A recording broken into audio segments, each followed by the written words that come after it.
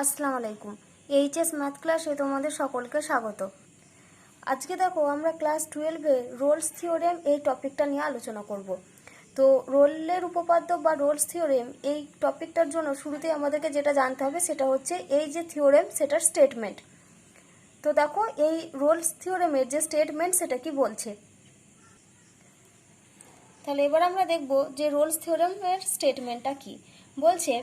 X এর একটি বাস্তব চলের অপেক্ষক, এই স্মল এক্স নিয়েছি, এই এক্স এর একটি বাস্তব চলের অপেক্ষক হচ্ছে স্মল এফ এক্স। এক্স এর একটি বাস্তব চলের অপেক্ষক যেটা a lesser equal to x lesser equal to b, এই যে এটা একটা বদ্ধ বিস্তার। আমরা জানি যে a lesser equal to x lesser equal to b এটা হচ্ছে একটা বদ্ধ বিস্তার, বা আমরা বলি x belongs to closed interval a b. তাহলে এই যে এফ এক্স অপেক্ষকটা, এই এফ এক্স অপেক্ষক হচ্ছে এই যে বদ্ধ বিস্তারটা রয়েছে এই বদ্ধ বিস্তারের সংজ্ঞাত। তাহলে আমি কি বললাম, এক্স এর একটি বাস্তব চলের অপেক্ষক হচ্ছে স্মল এফ এক্স, যেটা a lesser equal to x lesser equal to b, এই যে বদ্ধ বিস্তারটা রয়েছে এই বদ্ধ বিস্তারে এমনভাবে সংজ্ঞাত যেখানে এক নম্বর ফার্স্ট কন্ডিশন হচ্ছে কি না, এফ এক্সটা হতে হবে আমাদের এফ এক্স সন্তত। এফ এক্স সন্তত কোথায় না, a lesser equal to x lesser equal to b এই বিস্তারে। তাহলে এফ এক্সটা সন্তত কোন বিস্তারে, a lesser equal to x lesser equal to b এই বিস্তারে। আর দুই নম্বর কন্ডিশন হচ্ছে এফ এক্সটাকে হতে হবে অন্তর্কলনযোগ্য। তাহলে এফ এক্স হচ্ছে অন্তর্কলনযোগ্য কোন বিস্তারে না, a less than x less than b এই বিস্তারে। তাহলে আমরা কি কি পেলাম, একটা হচ্ছে এফ এক্সটা সন্তত a lesser equal to x lesser equal to b এই বিস্তারে, অর্থাৎ এখান থেকে আমরা কি বলতে পারি এটা হচ্ছে x belongs to closed interval a b. দুই নাম্বার কন্ডিশন হচ্ছে কি না, এফ এক্সটাকে হচ্ছে অন্তর্কলনযোগ্য a less than x less than b এই বিস্তারে, অর্থাৎ এক্স বিলংস করছে ওপেন ইন্টারভাল এ বিতে। আর তিন নাম্বার কন্ডিশন হচ্ছে যে এফ এ সমান F of B. F A সমান এফ অফ বি, এ মানে হচ্ছে এই যে ইন্টারভালটা ছিল আমাদের এ আর বি, এই এ পয়েন্টে এফ এক্স এর মান আর বি তে এফ এক্স এর মান এই দুটো যদি সমান হয় তাহলে রোলস থিওরেম বলছে কি বলছে না, এ ও বি, এই এ ও বি এর মধ্যে অন্ততপক্ষে একটি পয়েন্ট কি, একটি পয়েন্ট আমরা সি পাবো। এ ও বি এর মধ্যে অন্ততপক্ষে একটি পয়েন্ট সি পাবো। তো অন্ততপক্ষে মানে একটা আমাদেরকে পেতে হবে, বা আমরা একের বেশিও পেতে পারি। তাহলে এ ও বি এর মধ্যে সি একটা পয়েন্ট পাচ্ছি, তাহলে সি পয়েন্টটা কীরকম না, a less than c less than b. তাহলে এ ও বি এর মধ্যে একটা পয়েন্ট সি, যেটাকে আমরা কি বলছি সি, এই সি পাবো, যার জন্য কি হবে এফ ড্যাশ সি সমান 0 হবে। তাহলে দেখো আমি স্টেটমেন্টটা আর একবার বলে দিই যে এক্স এর একটি বাস্তব চলের অপেক্ষক হচ্ছে এফ এক্স, যেটা a lesser equal to x lesser equal to b এই বিস্তারে এমনভাবে সংজ্ঞাত, সংজ্ঞাত মানে এখানে হচ্ছে এই যে বিস্তারটা রয়েছে এই বিস্তারে আমরা এফ এক্স এর একটা মান পাবো, যে মানটা হচ্ছে ডিফাইন, সেটাকে আমরা বলি সংজ্ঞাত।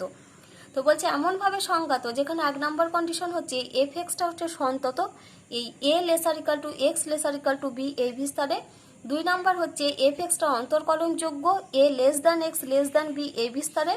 আর তিন নাম্বার হচ্ছে এফ এ সমান এফ বি, যদি এই তিনটে কন্ডিশন স্যাটিসফাই করে তাহলে আমরা কি পাবো না, এ আর বি এই দুটোর মাঝখানে অন্ততপক্ষে একটা পয়েন্ট সি পাবো, যেখানে সিটা কীরকম না, a less than c less than b এই বিস্তারে। তো একটা পয়েন্ট সি পাবো অন্ততপক্ষে, যেখানে কি হবে না, যেখানে আমাদের এফ ড্যাশ সি সমান 0 হবে। এটাই হচ্ছে রোলস থিওরেমের স্টেটমেন্ট। এবার আমরা পড়ব এই যে রোলস থিওরেম পড়লাম এই রোলস থিওরেমের জ্যামিতিক তাৎপর্য বা জিওমেট্রিক্যাল সিগনিফিকেন্স। তাহলে দেখো আমরা যখন জ্যামিতিক তাৎপর্য করব, তাহলে জ্যামিতিক তাৎপর্য পড়ার জন্য আমাদেরকে অবশ্যই কি করতে হবে, একটা লেখচিত্র আঁকতে হবে। যে লেখচিত্রটা এই যে আমরা উপরে তিনটে কন্ডিশনকে লিখেছি এই তিনটে কন্ডিশনকে মেনে চলবে, এই রকমভাবে আমাদেরকে লেখচিত্রটা আঁকতে হবে। তাহলে এখানে দেখো আমরা ফাংশনটা কিরকম নিয়েছিলাম, এক্স একটি ফাংশন ছিল যেখানে a lesser equal to x lesser equal to b এই বিস্তারে কি ছিল, এফ এক্সটা সংজ্ঞাত ছিল। তো জিওমেট্রিক্যাল সিগনিফিকেন্স করার জন্য আমরা যে লেখচিত্রটা আঁকবো সেই লেখচিত্রকে কি করতে হবে, শুরুতেই এই তিনটে কন্ডিশনকে স্যাটিসফাই করতে হবে। তো এখানে আমাদের ফাংশনটা কিরকম আছে না, এখানে আমাদের ফাংশনটা আছে আমাদের ওয়াই সমান এফ এক্স একটা ফাংশন। এবার আমাদেরকে এখানে কি করতে হবে, এই ওয়াই এক্স এর মান x1 x2 x3 dot dot করে আমরা করসপন্ডেন্সে কি পাবো, y এর মান পাবো কীরকম না y1 y2 y3 dot dot. তাহলে x আর y এর মানগুলো নিয়ে আমাদেরকে একটা লেখচিত্র অঙ্কন করতে হবে। তাই x এর মানগুলো আমরা কীরকম নিচ্ছি, x1 x2 x3 dot dot. তাহলে y এর মানগুলো আমরা কীরকম পাবো, y1 y2 y3 dot dot. তাহলে আমাদেরকে যে বিন্দুগুলো পুট করতে হবে সেগুলো কীরকম, এরকম x1 y1 তারপর x2 y2 এরকম ডট ডট করে এই পয়েন্টগুলো আমাদেরকে বসিয়ে একটা লেখচিত্র আঁকতে হবে। তো ধরো আমি এখানে এরকমভাবে পয়েন্টগুলো বসিয়ে বসিয়ে ঠিক এরকম একটা গ্রাফ আঁকছি। ধরো এখানে x1 তারপরে এরকম x2 x3 করে করে বসে বসে এরকম এরকম করে আমরা একটা গ্রাফ পেলাম। তাহলে এই যে আমরা গ্রাফটা আঁকলাম, এই গ্রাফটা হচ্ছে আমাদের কার গ্রাফ না, এটা হচ্ছে আমাদের y সমান fx এই গ্রাফটা। তো এখানে দেখো আমাদের y সমান fx এই গ্রাফটা আঁকা হয়ে গেছে। এবার গ্রাফটা আমাদেরকে কি করতে হবে, এই যে a lesser equal to x lesser equal to b এই বিস্তারে বলা ছিল এটা সঙ্গত। তার মানে আমরা বুঝতেই পারছি যে আমাদের এই যে পয়েন্টটা এটা হচ্ছে আমাদের x ইকাল টু a, আর এই যে পয়েন্টটা এটা হচ্ছে আমাদের x ইকাল টু b। এই বিস্তারে হচ্ছে গ্রাফটা সংগত। তো এখানে দেখো বলা আছে যে fxটা হচ্ছে সন্তত। তা দেখো এই fx কার্ভটা অবশ্যই আমাদের সন্তত, কারণ দেখো আমি যখন এই গ্রাফটা এরকম করে আঁকছিলাম আমি দেখো একবারও পেনটা কিন্তু উঠাইনি, অর্থাৎ পেনটা না উঠিয়ে কিন্তু আমি গ্রাফটা এঁকেছি, অর্থাৎ এই লেখচিত্রটা আমাদের সন্তত। তারপরে দেখো বলেছে fxটা হচ্ছে অন্তর্কলনযোগ্য। হ্যাঁ, এই fxটা অবশ্যই অন্তর্কলনযোগ্য, কারণ এই যে গ্রাফটা আমি এঁকেছি মানে এই যে কার্ভটা এঁকেছি এটা দেখো পুরোপুরি স্মুথ, কোথাও কোনো রকম খোঁচা নেই। যদি আমাদের এরকম কোনো কার্ভ থাকে যে এরকম এরকম করে চলছে, তাহলে এই যে দেখো এই যে পয়েন্টগুলো রয়েছে আমরা কি বলি, এখানে দেখো কার্ভটা কিন্তু স্মুথ নয়। এই যে পয়েন্টগুলো রয়েছে এই পয়েন্টগুলোতে হচ্ছে এই যে মানে এই যে ভাঁজ রয়েছে বা খাঁজ হয়ে রয়েছে এই পয়েন্টগুলোতে কি হয়, এই পয়েন্টগুলোতে অন্তর্কলনযোগ্য হয় না। তাহলে কিন্তু এখানে দেখো এই কার্ভটা কীরকম, এরকম সূর্য একটা স্মুথ, তার মানে অবশ্যই এই মানে কার্ভটা কি না এই যে আমরা গ্রাফটা এঁকেছি এটা হচ্ছে অন্তর্কলনযোগ্য। এখানে দেখো বিস্তারটা এর মধ্যে সীমাবদ্ধ রয়েছে এ আর বি। আর একটা কন্ডিশন কি, এফ এ সমান এফ বি। তাহলে দেখো এই যে দুটো পয়েন্ট রয়েছে এটা হচ্ছে আমাদের এক্স অ্যাক্সিস আর এটা হচ্ছে ওয়াই অ্যাক্সিস। তাহলে এখানে হচ্ছে এক্স ইকাল টু এ, এটা হচ্ছে এক্স ইকাল টু বি। তার মানে অবশ্যই আমরা কি বলতে পারি, এইটুকু ডিস্টেন্সটা হচ্ছে আমাদের এফ অফ বি আর এইটুকু ডিস্টেন্সটা হচ্ছে আমাদের এফ অফ এ। কি বলেছে, এফ এ সমান এফ বি, তার মানে এইটুকু ডিস্টেন্স আর এইটুকু ডিস্টেন্স এই দুটো ডিস্টেন্স কি সমান। তাহলে এইখানে আমরা যে কার্ভটা এঁকেছি সেই মানে যে লেখচিত্রটা আমরা এঁকেছি এখানে দেখো এটা পুরোটাই কি এই রোলস এর যে থিওরেম সেখানে কিন্তু প্রত্যেকটা কন্ডিশনকে মেনে চলে এই গ্রাফটা আমাদের আঁকা হয়েছে। এবার আমরা কি করব, যে এই যে গ্রাফটা আমরা এঁকেছি এটার আমরা জ্যামিতিক তাৎপর্যটা কি সেটা আমরা দেখব। তাহলে দেখো আমরা পড়েছিলাম যে যদি এই তিনটে কন্ডিশন স্যাটিসফাইড করে তাহলে আমরা কি পাবো না, এ আর বি এর মাঝখানে অন্তত পক্ষে একটা পয়েন্ট সি পাবো যেখানে কি হচ্ছে এফ ড্যাশ সি সমান 0 হচ্ছে। তাহলে আমরা কি বলছি, এরকম একটা জায়গা পয়েন্ট আমরা সি পাবো যেখানে কি হতে হবে না এফ ড্যাশ সি সমান 0 হবে। তাহলে এবারে দেখো এবার আমরা আলোচনা করব এই ব্যাপারটা নিয়ে, এই যে এফ ড্যাশ সি সমান যে 0 হবে এই জিনিসটা নিয়ে। তো আগে আমরা বের করব যে এই এফ ড্যাশ সিটা বলতে আমরা কি বুঝি। দেখো আমরা জানি যে ওয়াই সমান যদি এফ এক্স একটা ফাংশন হয় তাহলে এই ফাংশনের যদি আমরা ডিওয়াই ডিএক্স নির্ণয় করি তাহলে ডিওয়াই ডিএক্স সমান আমরা কত পাবো, এফ ড্যাশ এক্স।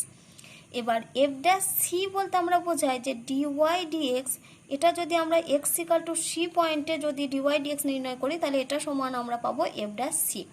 তাহলে এফ ড্যাশ সিটা হচ্ছে ডিওয়াই ডিএক্স এর ভ্যালু কোন পয়েন্টে, এক্স ইকাল টু সি পয়েন্টে ডিওয়াই ডিএক্স এর ভ্যালু হচ্ছে এফ ড্যাশ সি।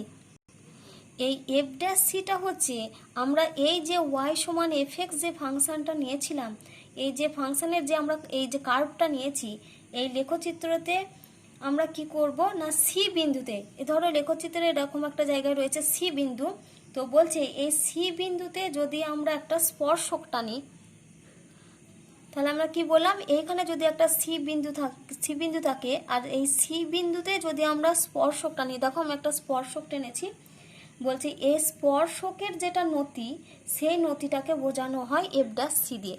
তাহলে আমি কি বললাম, এই যে এফ ড্যাশ সি বলতে এখানে বোঝানো হচ্ছে ওয়াই সমান এফ এক্স যে ফাংশনটির আমরা লেখচিত্র এঁকেছি এই লেখচিত্রের যে সি বিন্দুতে যদি আমরা একটা স্পর্শক টানি, তাহলে এই স্পর্শকের যে নতি সেটাই হচ্ছে আমাদের এফ ড্যাশ সি।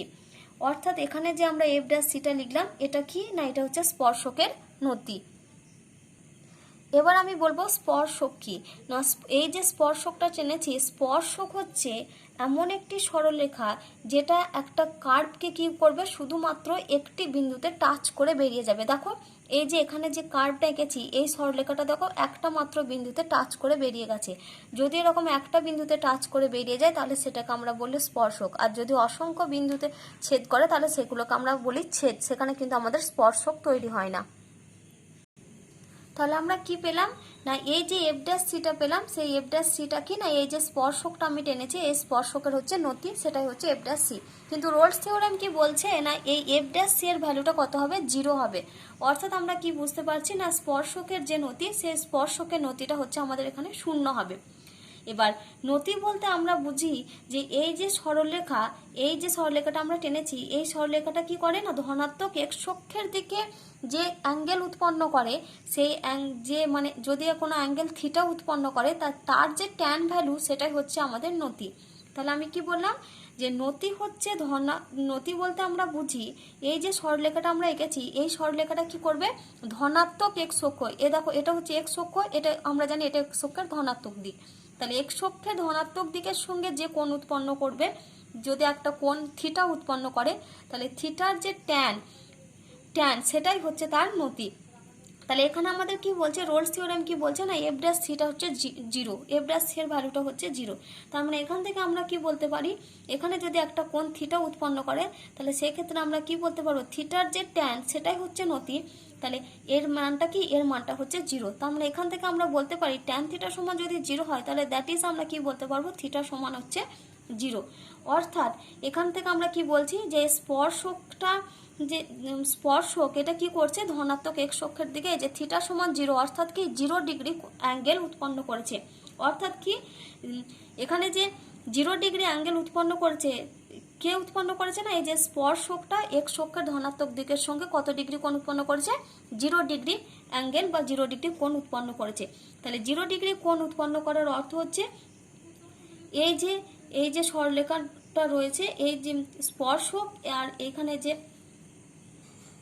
যেহেতু থিটা সমান 0 ডিগ্রি কোণ উৎপন্ন হয়েছে, সেজন্য আমরা কি বলতে পারি যে এই যে স্পর্শকটা রয়েছে, এই স্পর্শকটা হচ্ছে ধনাত্মক এক্স অক্ষের সঙ্গে সমান্তরাল।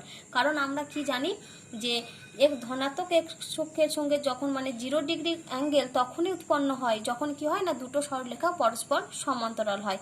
অর্থাৎ এখানে আমরা কি বলতে পারি যে এই যে অক্ষটা রয়েছে, এই যে স্পর্শক আর এই যে অক্ষ, এই দুটো কি করেছে, সি বিন্দুতে লেখচিত্রের স্পর্শক, মানে এখানে যে আমাদের সি বিন্দু ছিল সেই বিন্দুতে লেখচিত্রের যে আমরা স্পর্শকটা টেনেছি, এই স্পর্শকটা কি হবে, এই যে এক্স অক্ষের সঙ্গে এই দুটো হচ্ছে সমান্তরাল। কেন সমান্তরাল না, যেহেতু এখানে কত ডিগ্রি কোণ উৎপন্ন হয়েছে, থিটা ইকুয়াল টু 0, অর্থাৎ 0 ডিগ্রি কোণ উৎপন্ন হওয়ার জন্য এই সি বিন্দুতে যে স্পর্শকটা টেনেছি আমরা, এই স্পর্শক আর এই যে এক্স অক্ষ এই দুটো কি হয়েছে, এই দুটো হচ্ছে পরস্পর সমান্তরাল। আর এটাই হচ্ছে এই যে রোলস থিওরেম তার জ্যামিতিক তাৎপর্য। তাহলে দেখো আমরা কি পেলাম না, রোলস থিওরেমে যে ফাংশনটা আমাদের কাজে লাগবে সেই ফাংশনটাকে আমাদের, তাহলে দেখো আমরা রোলস থিওরেম থেকে কি বলতে পারছি না, ফাংশন দুটোকে অবশ্যই আমাদের কি হতে হবে না, সন্তত হতে হবে। যে এই যে বিস্তারটা বলা আছে a lesser equal to x lesser equal to b, এই বিস্তারের ফাংশনটাকে সন্তত হতে হচ্ছে, আর a less than x less than b এই বিস্তারের ফাংশনটাকে অন্তর্কলনযোগ্য হতে হচ্ছে। আর কি কন্ডিশন না, এফ এ সমান যদি এফ বি হয় তাহলে সেক্ষেত্রে আমরা কি পাবো, এ আর বি এর মধ্যে একটা পয়েন্ট সি পাবো, যে ক্ষেত্রে আমাদের কি হচ্ছে এফ ড্যাশ সি সমান 0 হয়। তো এখানে যে তোমাদের অঙ্কগুলো যেগুলো করতে হবে সেগুলো হচ্ছে কোনো একটা ইন্টারভালের মধ্যে একটা ফাংশন বলে দেওয়া থাকবে, তো তোমাদেরকে দেখাতে হবে যে সেই ফাংশনটা রোলস থিওরেমকে মেনে চলে কিনা, তোমাদের ওটা ভেরিফাই করে দেখাতে হবে। তো অঙ্কগুলো করার জন্য তোমাদেরকে এখানে কিছু কিছু আমি ফাংশন বলে দিচ্ছি, যে ফাংশনগুলো যে কোনো বাস্তব মানের জন্য সবসময় কি হয়, সন্তত আর অবকলনযোগ্য হয়। তাহলে তোমরা ওটা একটু নোট বলে লিখে রাখবে। তাহলে কি কি ধরনের ফাংশন না, এখানে যে কোনো এক্সপোনেনশিয়াল ফাংশন অর্থাৎ ই টু দি পাওয়ার এক্স, তারপরে এ টু দি পাওয়ার এক্স, আর ত্রিকোণমিতিক ফাংশনের ক্ষেত্রে কি কি না, সাইন এক্স কস এক্স, আর হচ্ছে যে কোনো পলিনোমিয়াল ফাংশন বা বহুপদী অপেক্ষক। এই যে ফাংশনগুলো আমি লিখলাম কি কি না e to the power x, a to the power x, আর ত্রিকোণমিতিক ফাংশনের মধ্যে সাইন এক্স, কস এক্স, আর হচ্ছে যে কোনো পলিনোমিয়াল ফাংশন অর্থাৎ হচ্ছে বহুপদী অপেক্ষক। এই যে ফাংশনগুলো আমি লিখেছি এই ফাংশনগুলো কি হয় না এক্স এর যে কোনো বাস্তব মানের জন্য সবসময় সন্তত আর অবকলনযোগ্য হয়। এই যে ফাংশনগুলো লিখেছি এই ফাংশনগুলো কি হয় না এক্স এর যে কোনো বাস্তব মানের জন্য সবসময় সন্তত আর অবকলনযোগ্য হয়। এই ফাংশনগুলো তোমরা একটু মাথায় রাখবে, কারণ এগুলো তোমাদের অঙ্ক করার ক্ষেত্রে কাজে লাগবে। এবার আমি তোমাদের আর একটা জিনিস একটু আলোচনা করে দিই, তারপর আমরা এই চ্যাপ্টারের যে এক্সাম্পল বা অঙ্কগুলো রয়েছে সেগুলো নিয়ে আলোচনা করব। তো এটা তোমরা নোট হিসাবে রেখে দেবে। না কি বলছে যে এক্স এর যদি একটা বহুপদী অপেক্ষক নিচ্ছি, এক্স এর একটি বহুপদী অপেক্ষক বা পলিনোমিয়াল ফাংশন যদি এফ অফ এক্স হয়, তাহলে যেখানে আমরা কি নিচ্ছি না এফ এক্স সমান হচ্ছে 0, এটা একটা সমীকরণ আমরা সবাই জানি। তাই বলছে এই এফ এক্স সমান 0 সমীকরণ যার দুটো বীজ কীরকম না যার দুটো বীজ যদি এ আর বি হয়, এ আর বি হচ্ছে যার দুটো বীজ। তাহলে আমরা জানি যে যেগুলো বীজ হয় সমীকরণের সেই বীজগুলো দিয়ে অবশ্যই কি হয় সমীকরণটা স্যাটিসফাইড করে। তাহলে এফ এক্স সমান 0 সমীকরণে যদি এ আর বি যদি দুটি বীজ হয় তাহলে সেক্ষেত্রে আমরা কি বলতে পারি দেখো এফ এ সমান 0 বলতে পারি আর এফ বি সমানও 0 বলতে পারি। তাহলে দেখো এফ এ সমান 0 আবার এফ বি সমানও 0, তাহলে এই দুটো থেকে আমরা কি ইমপ্লাই করতে পারি না ইমপ্লাইজ দ্যাট আমরা লিখতে পারি এফ এ সমান হচ্ছে এফ অফ বি, যেহেতু দুটোর ভ্যালু 0-র সঙ্গে সমান। আবার দেখো এফ এক্সটা আমি কি নিয়েছিলাম, এফ এক্সটা নিয়েছিলাম আমি পলিনোমিয়াল ফাংশন, তাহলে অবশ্যই আমরা কি বলতে পারি এফ এক্সটা কি হবে, এফ এক্সটা হচ্ছে সন্তত হবে, আবার কি হবে না এফ এক্সটা হচ্ছে অন্তর্কলনযোগ্য হবে, এফ এক্সটা সন্তত হবে আবার অন্তর্কলনযোগ্য হবে। তাহলে দেখো এখানে এফ এক্স যে ফাংশনটা নিয়েছি সেটা দেখো রোলস থিওরেমের 3টে কন্ডিশনকে স্যাটিসফাইড করছে। একটা হচ্ছে এফ এক্সটা সন্তত, 2 নম্বর হচ্ছে এফ এক্সটা অন্তর্কলনযোগ্য, আর 3 নম্বর কি হয়েছে না এফ এ সমান এফ বি। তাহলে দেখো এক্ষেত্রে আমরা বলতে পারি এই যে এ আর বি দুটি বীজ নিয়েছিলাম, তাহলে এই দুটো বীজের মধ্যে এই দুটো মানের মধ্যে অন্তত পক্ষে আমি একটা কি পয়েন্ট পাবো, অন্তত পক্ষে একটা পয়েন্ট পাবো আমরা সি, যার জন্য আমাদের কি হবে এফ ড্যাশ সি সমান 0 হবে। তাহলে দেখো এফ ড্যাশ সি সমান 0 এটা সমানই আমরা কি বলতে পারি না এক্স ইকাল টু সি বিন্দুতে ফার্স্ট অর্ডার ডেরিভেটিভটা হচ্ছে 0, দ্যাট ইজ হচ্ছে কি that is x equal to C বিন্দুতে কি আমরা পাচ্ছি এফ ড্যাশ এক্সটা হচ্ছে 0। তাহলে দেখো এবার আমরা অতি সংক্ষিপ্ত 2 দাগের একের অঙ্কটা করছি। 2 একের অঙ্কটা কি দেওয়া আছে এফ এক্স সমান x square plus 2x minus 8, এটা একটা ফাংশন দেওয়া আছে। আমাদেরকে কি দেখাতে হবে -4 lesser equal to x lesser equal to 2 এই বিস্তারে এটা যে রোলস থিওরেমকে মেনে চলছে বা রোলের উপপাদ্য যে মেনে চলে সেটা আমাদেরকে দেখাতে হবে। তো এখানে দেখো এফ এক্স যে ফাংশনটা আমাদের দেওয়া আছে তাহলে x square plus 2x minus 8, আমরা এটা দেখে বুঝতে পারছি এটা কি ধরনের ফাংশন না এটা হচ্ছে একটা পলিনোমিয়াল ফাংশন। তো আমি শুরুতেই তোমাদের বলেছিলাম যে কোনো পলিনোমিয়াল ফাংশন কি হয় এক্স এর যে কোনো বাস্তব মানের জন্য সেটি সন্তত এবং অন্তর্কলনযোগ্য হয়। তাহলে অবশ্যই আমরা এখানে কি বলতে পারবো যে এফ এক্সটা যেহেতু একটা বহুপদী অপেক্ষক সেই জন্য এফ এক্সটা কি হবে এফ এক্সটা আমাদের সন্ততও হবে আবার অবকলনযোগ্য হবে। তাহলে দেখো আমি শুরুতেই লিখে দিয়েছি যে যেহেতু এফ এক্স সমান x square plus 2x minus 8 এটি একটি বহুপদী অপেক্ষক, তাহলে এখান থেকে 1 নাম্বার আমরা কি বলতে পারি 1 নাম্বার হচ্ছে এফ এক্সটা সন্তত। এবার এফ এক্সটা সন্তত কোথায় সন্তত হয় না যদি a lesser equal to x lesser equal to b বিস্তারে একটা এফ এক্স দেওয়া থাকে তাহলে সেটা সন্তত হয় a lesser equal to x lesser equal to b বিস্তারে। তার মানে এখানেও এফ এক্সটা সন্তত হবে এই যে এই বিস্তারে অর্থাৎ হচ্ছে -4 lesser equal to x lesser equal to 2 এই বিস্তারে। তারপরে যেহেতু এটা বহুপদী অপেক্ষক তার মানে এটা অবশ্যই কি হবে অন্তর্কলনযোগ্য হবে। তাহলে 2 নাম্বার হচ্ছে এফ এক্সটা কি অন্তর্কলনযোগ্য। তাহলে অন্তর্কলনযোগ্য কোন বিস্তারে হবে না অন্তর্কলনযোগ্য হবে -4 less than x less than 2 এই বিস্তারে। কারণ এক্ষেত্রে যখন সন্তত হয় সেক্ষেত্রে আমাদেরকে ক্লোজড ইন্টারভ্যাল নিতে হয়, আর যখন অন্তর্কলনযোগ্য হয় সেক্ষেত্রে আমাদেরকে ওপেন ইন্টারভ্যাল নিতে হয়। তাহলে 1 আর 2 নাম্বার কন্ডিশন স্যাটিসফাই করছে। এবার আমরা দেখব 3 নাম্বার কন্ডিশন। 3 নাম্বার কন্ডিশন কি বলেছে এফ অফ এ সমান এফ অফ বি। তাহলে এ মানে হচ্ছে এই যে শুরুর মানটা -4 আর বি মানে হচ্ছে এই যে 2। তাহলে এখন আমরা কত মান বের করব এফ অফ -4 এর মান বের করব। তাহলে এফ অফ -4 মানে কি এখানে আমরা এক্স এর জায়গাতে -4 পুট করব। তাহলে এফ অফ -4 মানে লিখতে পারি -4 এর হোল স্কয়ার প্লাস 2 ইন্টু -4 -8।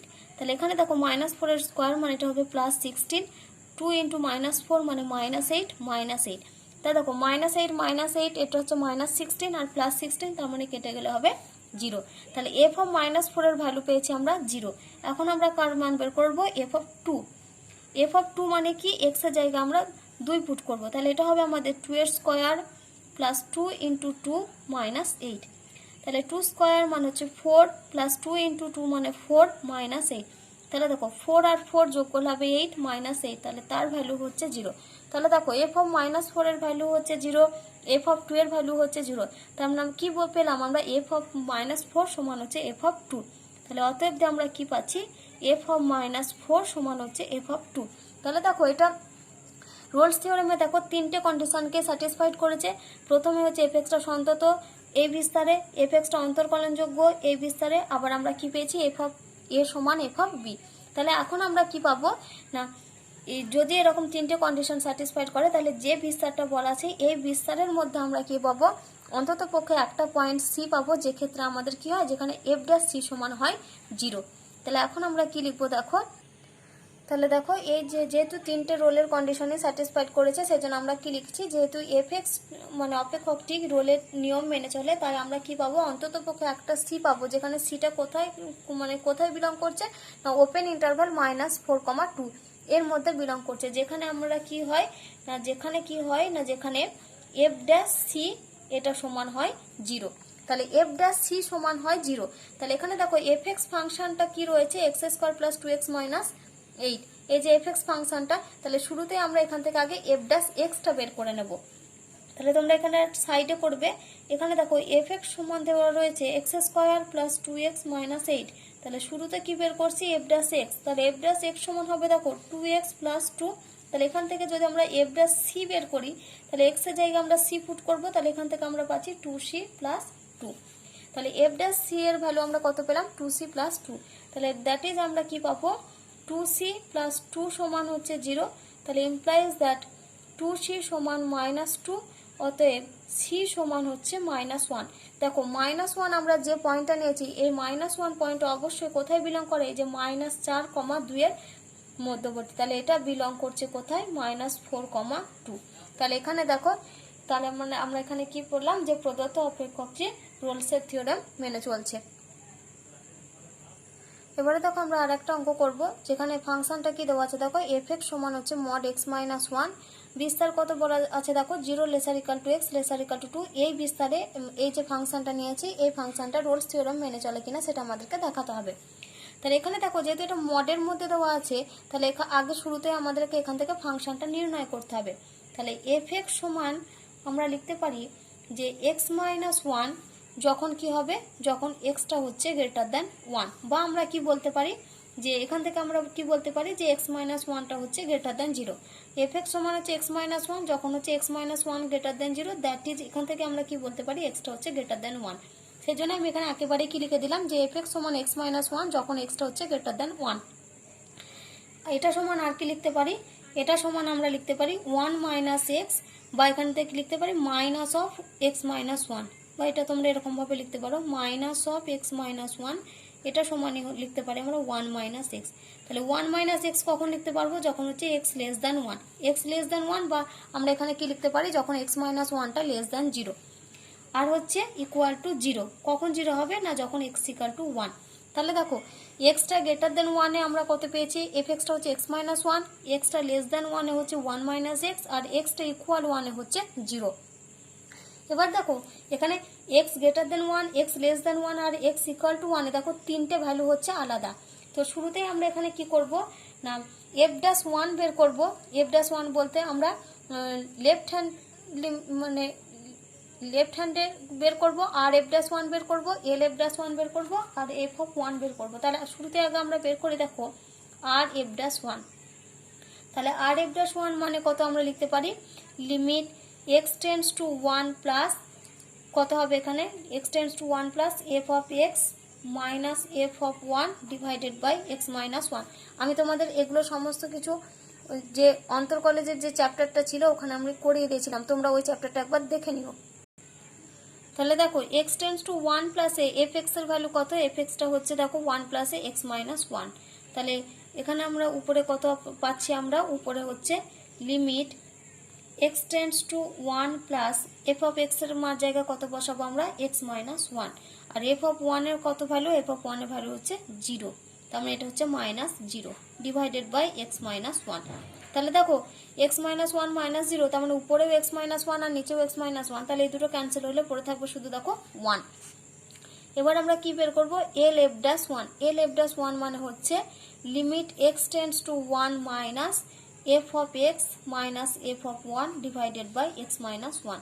তাহলে x tends to 1 minus fx এর মান কত, এই যে 1 মাইনাস x। তাহলে এখানে আমরা লিখছি দেখো limit x tends to 1 minus, এখানে হচ্ছে 1 minus x minus 0 divided by x - 1। তাহলে এখান থেকে যদি আমরা একটা মাইনাস কমন নিই তাহলে কি পাবো, limit x tends to 1 minus minus of x - 1 divided by x - 1। তাহলে এই দুটো ক্যান্সেল হলে পড়ে থাকবে কত, -1। যেহেতু এখানে শুধুমাত্র -1 পড়ে থাকবে, আর সেজন্য এখানে আমাদের limit x tends to 1 minus আর কিছু ভ্যালু বসাতে হবে না। তাহলে এখানে দেখো RF'1 আর LF'1 এর একটা ভ্যালু হচ্ছে 1 আর একটা ভ্যালু হচ্ছে -1। তাহলে এখানে আমরা কি দেখতে পাচ্ছি না, RF'1 এর মানটা নট ইকুয়াল টু হচ্ছে LF'1 এর সঙ্গে। তাহলে আমরা বলতে পারি যে যখন এই দুটোর মান অসমান হয় সেক্ষেত্রে আমাদের কি হয়, ফাংশনটা আমাদের অন্তর্কলনযোগ্য হয় না।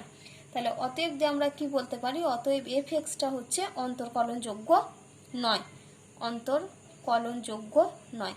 তাহলে fxটা যদি অন্তর্কলনযোগ্য না হয় তাহলে এক্ষেত্রে কি রোলস থিওরেমটা আমাদের স্যাটিসফাই করবে না।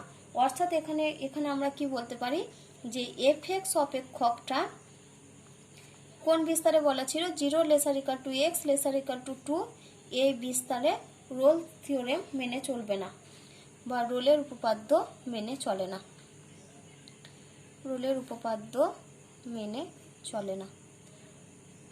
তো এই রোলস থিওরেম চ্যাপ্টারটা শুরু করার আগে আমি তোমাদের বলছি, আমি যে তোমাদের কন্টিনিউটি আর ডিফারেন্সিবিলিটি যে চ্যাপ্টার দুটো পড়িয়েছিলাম ওই চ্যাপ্টার দুটো কিন্তু ভালো করে দেখে রাখবে, তাহলে কিন্তু এই চ্যাপ্টারের অঙ্কগুলো করতে তোমাদের অনেক সহজ হবে।